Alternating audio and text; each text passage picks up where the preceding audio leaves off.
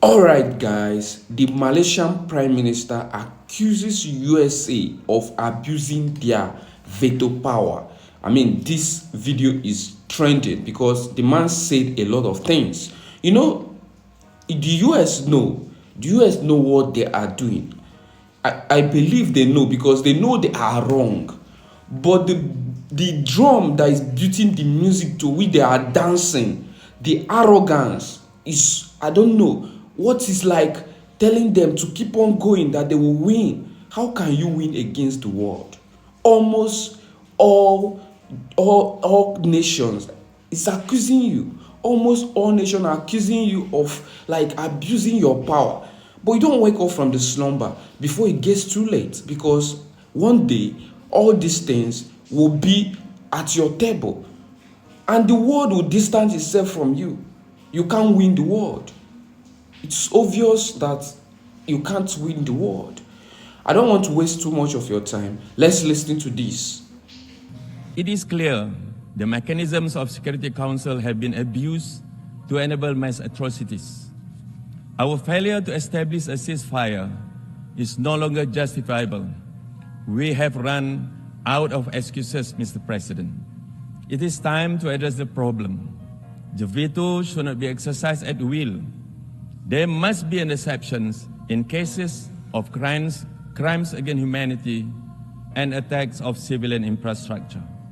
We must commit ourselves towards reform United Nations. Justice begins with ending impunity and ensuring accountability. For this to be realized, the undemocratic veto must be limited or abolished altogether.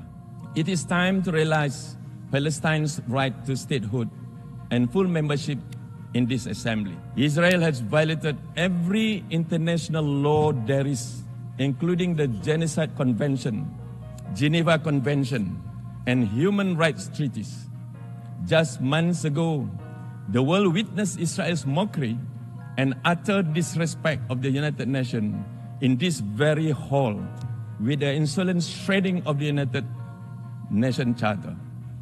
Israel's actions with each passing day raise our doubt as to whether it actually believes in the UN system or values its membership in this organization. I now give the floor to His Excellency Mohammed Hassan, Minister for Foreign Affairs of Malaysia.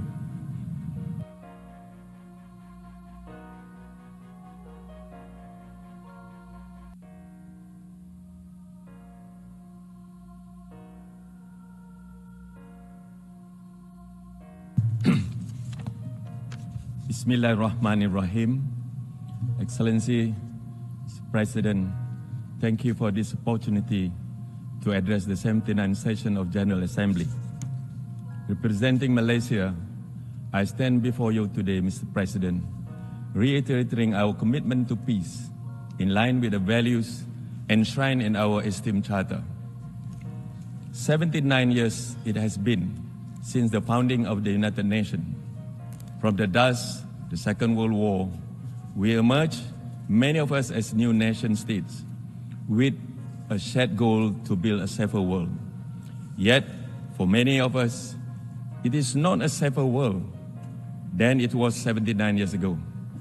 For many, it has only become a deadlier world. It has become a world in which war can be waged remotely and with impunity, a world in which a drone strike can fatally interrupt a lesson at school, a surgery in a hospital, or a convoy delivery humanitarian aid. We have lost, Mr. President, we have lost against these practices, yet our call for peace are repeatedly ignored and vetoed away. In other words, it is a world in which the mighty continue to silence the meek with far greater weapons than before. Nowhere does this ring truer, of course, than in Gaza. We stand at a critical juncture in world history on the failure of global governance to address the genocide of Palestinians. And it has echoed across the world on the abysmal response by world leaders to end these horrendous crimes. Yet, there are also many of us who have pursued justice for the people of Gaza. For almost 1 year now, we have raised our voices in protest and sought to establish a ceasefire. Again and again, our voices have been shut down in the Security Council through the power of veto. It is clear the mechanisms of Security Council have been abused to enable mass atrocities. Our failure to establish a ceasefire is no longer justifiable. We have run out of excuses, Mr. President. It is time to address the problem. The veto should not be exercised at will. There must be an exception in cases of crimes against humanity and attacks of civilian infrastructure. We must commit ourselves towards reform United Nations. Justice begins with ending impunity and ensuring accountability. For this to be realized, the undemocratic veto must be limited or abolished altogether. The humiliating paralysis of Security Council must be corrected through the empowerment of this General Assembly, where the voices of the majority prevail. Understand this, our willingness to reform is a matter of life and death of countless innocent people. There are children dying between missile strike and between the words that we speak today. Mr. President, the theme of this General Assembly session is leaving no one behind. In the spirit of this effort, it fills us with hope to see the state of Palestine seated among us today.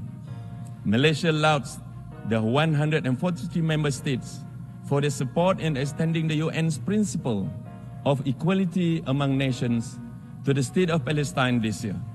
And we strongly urge the remaining minority to join the majority. It is time to realize Palestine's right to statehood and full membership in this assembly. It is only through the elevation of dialogue and diplomacy that we can seek a long-lasting solution, not through collective punishment, not through man-made famine, and not through impunity and disregard for international law, Mr. President. Indeed, the elevation of dialogue and respect for international law have been compromised in this assembly for some time now. Israel has violated every international law there is, including the Genocide Convention, Geneva Convention, and human rights treaties. Just months ago, the world witnessed Israel's mockery and utter disrespect of the United Nations in this very hall with the insolent shredding of the United Nations Charter. Israel's actions with each passing day raise our doubt as to whether it actually believes in the UN system or values its membership in this organization. Its illegal occupation has entrenched a system of apartheid and discrimination against Palestinians. The Israel regime has itself declared its intent to wipe out an entire population. This is, Mr. President, without question, a genocide. The United Nations must not remain idle. We must urgently utilize the existing processes founded by the General Assembly, along with mechanisms developed by Human Rights Council. Malaysia calls on the international community to reinstitute the United Nations Special Committee Against Apartheid. Furthermore, Malaysia's demand that the Security Council invoke the powers under Chapter 7 of UN Charter and impose an immediate arms embargo against Israel. Therefore, Mr. President, our task is threefold. Number one, we must limit or abolish the veto. Number two, we must continue to empower the voices of the oppressed within this General Assembly.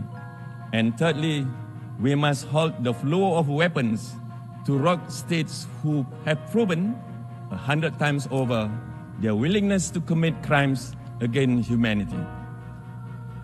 Although the powerful may few may behave as though might is right. Let there be no question that in the United Nations, the voice of majority will not go ignored. Indeed, we must empower smaller countries to meet the challenges of our time. Thank you so much for stopping by. Thank you so much for watching till this point. We all have listened to the video, and I know this is a kind of warning to the US, but I know they won't listen because they always feel like they are the world power. They always feel like they are world power. But when you are getting it wrong, when you are doing it wrong, and everyone is pointing fingers at you, sometimes you just go in, look inward, and check yourself.